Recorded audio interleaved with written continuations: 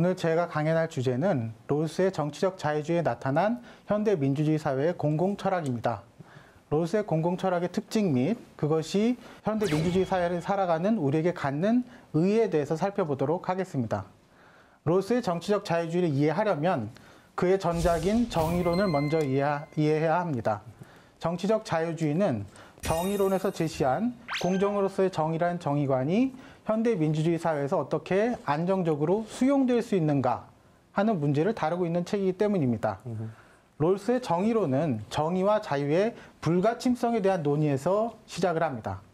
롤스에 따르면 정의는 사회제도의 제1덕목으로서 모든 사람은 사회 전체의 복지라는 명목으로도 훼손될 수 없는 그 정의에 입각한 불가침성을 갖습니다.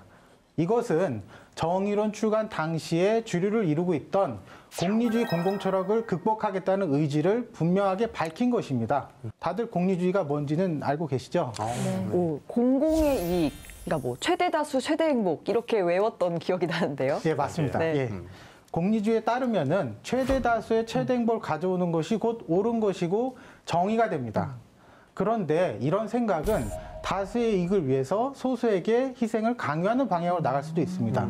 특히 공리주의가 민주주의 사회의 공공철학이 된다면 그때는 공공복리를 내세워서 개인의 기본권 침해를 정당화할 위험이 있다는 것이죠. 그래서 롤스는 이러한 점에서 공리주의는 기본권에 대한 민주시민들의 공유된 확신과 충돌한다라고 지적을 합니다. 롤스에 따르면 민주주의 공공철학이 이처럼 정의와 자유의 불가침성에 대한 시민들의 확신을 올바로 담아내려면 그것은 공리주의가 아니라 의무론의 토대를 둬야 됩니다. 의무론에 따르면 정의는 다수의 이익이라든지 결과의 좋음으로 환원될 수가 없습니다. 어떤 것이 옳다라고 하면 그건 결과하고 상관없이 옳다라는 이유만으로, 즉 의무라는 이유만으로 준수해야 한다는 것입니다. 따라서 공공철학이 의무론에 기초해 있으면 개인의 기본권은 결과에 대한 고려와 상관없이 불가침성을 갖는 것으로 이해될 수 있습니다. 자, 그렇다면 의무론에 기초한 정의관은 어떠한 내용을 가지고 또 특히 어떻게 정당화가 될 수가 있을까요? 정의론이라는 것이 도대체 어떻게 정당화라는 게 가능할까요? 롤스는 이를 설명하기 위해서 사회계약론의 전통을 가져옵니다. 사람들이 모여서 최초로 사회를 만들기로 계약을 맺는 그런 가상의 상황을 생각해 보자는 것이죠. 그러면 사람들이 어떤 조건 하에서 합의에 도달하면 사회가 정의롭게 될까요? 롤스에 따르면 그러한 합의 조건이 공정하려면 당사자들은 그들 자신의 자연적 우연성, 즉 인종, 성별, 재능, 신체적 특성 및 사회적인 우연성, 즉 집안 형편이라든지 경제적 계층, 사회적 지위 등을 몰라야 됩니다. 그러니까 블라인드 테스트네요. 블라인드 그렇죠. 테스트. 예. 당사자들이 이런 걸 알고 있으면은 자신들한테 유리한 방식으로 그 정의의 원칙에 대한 합의를 가져가려고 할 것이기 때문이죠. 그래서 롤스는 이러한 우연성들에 대한 배제를, 지식의 배제를 무지의 배를 쓴다라고 표현을 하고 있고요. 이렇게 무지의 배를 쓴 상태에서 당사자들이 계약을 맺는 상황을 원초적 입장이라고 부릅니다.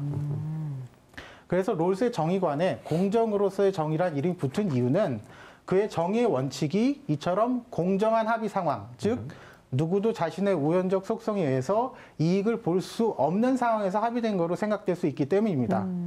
즉 정의의 핵심은 공정성이라는 것이죠. 예, 롤스에 따르면 원초적 입장에서 당사자들은 사회정의의 원칙으로서 정의의 두 원칙에 합의를 하게 되는데요. 정의의 1원칙은 평등한 기본적 자유의 원칙입니다. 모든 시민들에게 기본권을 평등하게 보장하는 것이죠. 무지의 배를 쓴 당사자들은 기본권의 평등한 보장에 합의할 수밖에 없습니다. 네. 왜냐하면 아무도 자기 상황을 모르니까 기본권을 불평등하게 보장하려고 할 이유가 없기 때문이죠. 그렇겠네요. 그렇죠. 정의의 제2원칙은 경제적, 사회적 불평등의 조정하고 관련이 되고 공정한 기회균등의 원칙과 차등의 원칙의 두 부분으로 이루어져 있습니다. 공정한 기회균등의 원칙은 사회 구성원 모두에게 평등한 기회를 보장하는 것이고 그 친숙한 원칙이고요. 그리고 차등의 원칙은 경제적, 사회적 불평등이 최소 수혜자에게, 다시 말해 우리 사회에서 가장 불리한 처지에 있는 사람들에게 그 최대치를 보장하도록, 가장 많은 것을 보장하도록 그런 것을 선택하도록 요구를 합니다. 당사자들은 자신이 사회에서 어떤 처지에 있게 될지 모르기 때문에 보장하는 최소치가 가장 높은 그런 분배 원칙을 선택하게 된다는 것이 롤스의 설명입니다. 롤스의 이러한 정의의 두 원칙은 전통적으로 자유주의에서 강조해왔던 기본적 자유의 보장, 이게 이제 제1원칙에 해당하고요. 네. 강한 평등주의적 재분배의 요구, 이게 제2원칙이고요. 이 두 가지를 결합한 형태를 갖고 있어서 그의 입장을 평등주의적 자유주의라고 부르기도 합니다. 롤스에 따르면 이러한 정의의 두 원칙을 핵심으로 하는 그의 공정으로서의 정의는 민주주의의 규범적 내용의 핵심을 표현한다고 할 수 있습니다. 그러네요. 뭐 공정, 평등, 자유가 정의를 만들어낸다는 개념이 롤스에게서 나온 이야기라는 걸 오늘 알 수가 있었습니다. 그래서 롤스가 현대 정치학자들을 대표하는 입장이 된 게 아닌가 싶기도 한데요. 그런데 이 정치적 자유주의가 정의론에 대한 수정과 보완으로 나왔다라고 말씀을 하셨는데 왜 이렇게 멋진 정의론을 롤스가 수정해야겠다라고 생각을 했을까요? 이 정의론에서는 이 도덕 철학하고 정치 철학을 분명하게 구분을 하고 있지 않기 때문에 모든 시민들이 공정으로서의 정의의 토대를 이루는 의무론적 관점을 받아들일 수 있는 것처럼 그려지고 있습니다. 하지만 민주주의 사회는 의무론을 거부하는 공리주의자도 있고 그렇죠. 또 그 외에 또 다양한 생각들을 가진 사람들이 있습니다. 그래서 현대 민주주의 사회라고 하는 것은 롤스의 표현을 빌어서 설명하면 포괄적 교설의 다원주의를 특징으로 합니다.